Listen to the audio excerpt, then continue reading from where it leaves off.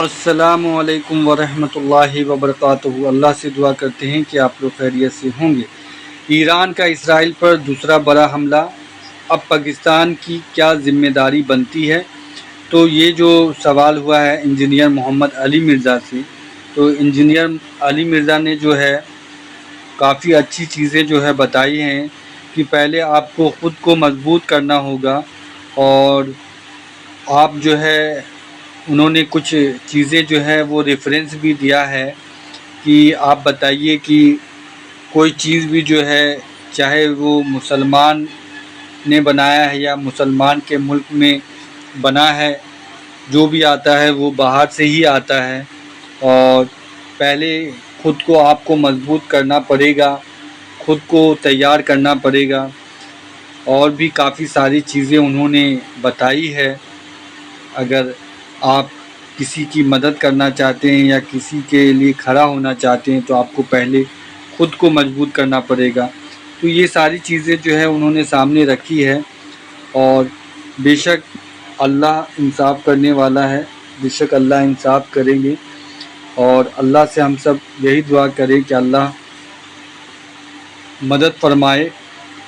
تمام مسلمانوں کی، جہاں بھی مسلمانوں کو پریشان کیا جا رہا ہے یا مسلمانوں پر ظلم کیا جا رہا ہے، اللہ سب کو اپنی حفظ و امان میں رکھے، آمین ثم آمین۔ ادھر بھی میں جہاد اور قتال کے والے سے آپ کو کلیئر کٹ کر دوں کہ کوئی کسی کو ٹانٹ کرنے کی ضرورت نہیں ہے، کوئی چیمپئن نہیں آ گیا بھائی، یہاں پہ اس وقت کوئی بھی پرائم منسٹر بیٹھا ہو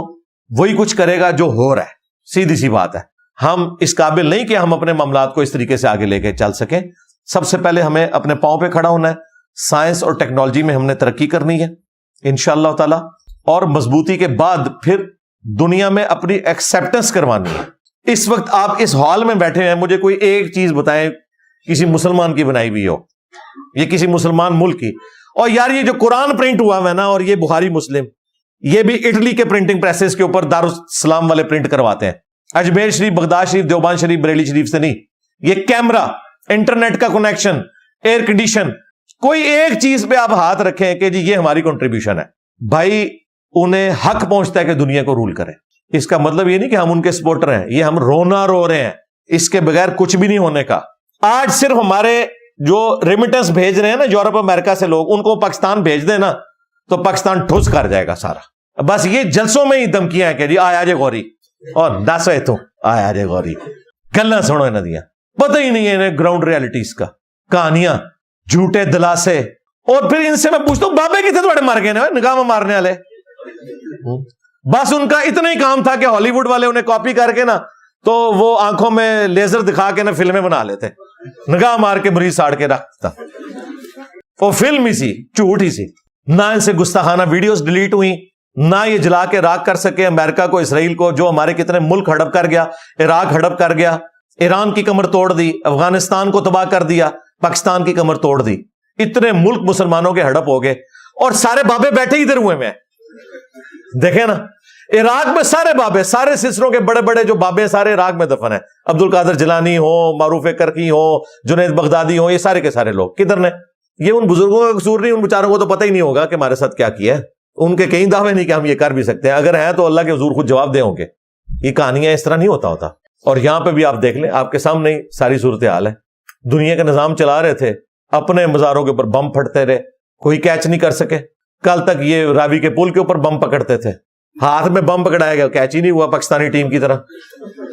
سب کہانیاں۔ اس کے جواب میں اینڈ پہ یہ کہیں گے جی اللہ نے کیا کیتا، جی اللہ بھی تو کر سکتا سی نا سرکار، اللہ نے کہیں نہیں کہا میں کروں گا،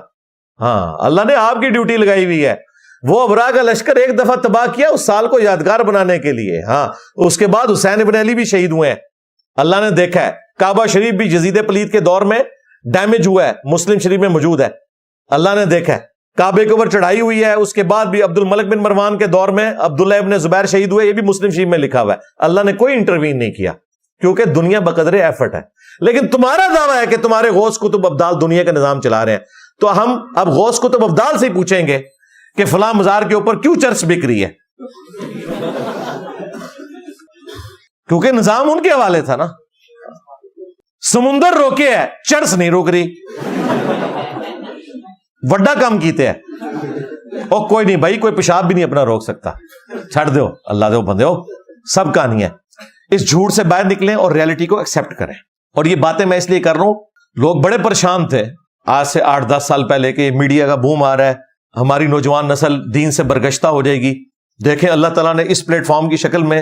ایک اتنا بڑا پلیٹ فارم دیا ہے امت کو کہ وہ جو جعلی دین انہوں نے پیش کیا تھا اس سے متنفر ہو کے لوگوں نے جو ایتھیسٹ ہونا تھا نا،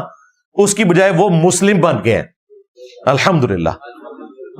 اور جن بزرگوں کی میمز ایتھیسٹ نے بنانی تھی نا، مسلمانوں نے خود بنا کے نا انہیں لا کے کٹہرے میں کھڑا کیا کہ یہ اسلام نہیں ہے۔ کسی نے سوچا تھا کہ اس طریقے سے بھی دین کی اللہ تعالیٰ حفاظت فرمائے گا؟ ورنہ اس ماڈرن دور میں مجھے بتائیں دین کے ساتھ جو انہوں نے کر دیا تھا، اور اب پبلکلی یہ سب کچھ ناچ گانا، ان کا مزاروں کے اوپر عورتوں کا بال کھول کے ناچنا، ٹھیک ہے جی، اور بلے شادہ ناچ کے مرشد منانا۔ اور بھائی صرف یہ آج کے نہیں ناچ رہے، پرانے بھی نچتے ہی سب۔ ابھی بھی آپ عرب ملکوں میں دیکھ لیں، مسجد میں وہ ناچ کے تو وہ کر رہے ہوتے ہیں ذکر، جو ارطغرل ڈرامے میں آپ کو یہ سارا ڈرامہ بازی وہ دکھا رہے ہیں، کوئی اس کا دین سے کوئی تعلق نہیں، سیدھی سی بات ہے، یہ سب دین تصوف ہے۔ یہ ہے طاغوتی نظام جس کے خلاف آپ نے کھڑے ہونا ہے۔ ہاں، یہ اصل طاغوت ہے کہ اللہ کے مقابلے پر بابوں کو مشکل کشا ماننا اور رسول اللہ کے مقابلے پر ان بابوں کی تعلیمات کو فائنل اتھارٹی ماننا، یہ ہے اصل طاغوت۔ انشاءاللہ تعالی ہم نے تو اللہ کے فضل سے ختم نبوت صلی اللہ علیہ وآلہ وسلم کی برکت سے یہ آواز بلند کی ہے، انشاءاللہ ہر جگہ تک پہنچ رہی ہے، اور اللہ کے حضور ایک عذر کے طور پر اس اپنی کاوش کو رکھا ہے کہ ہمیں پتا چلا تھا تو ہم نے کوئی بابا نہیں چھوڑا، سیدھی سی بات ہے، اور ڈٹ گئے ہیں اپنے محبوب صلی اللہ علیہ وآلہ وسلم کے دفاع میں، جن کی قبر مدینے میں ہے، صلی اللہ علیہ وآلہ وسلم۔ صلو علی محمد وآل محمد، اللہم صلی علی محمد وعلی آل محمد واصحاب محمد وازواج محمد وامت محمد اجمعین الی یوم الدین، آمین۔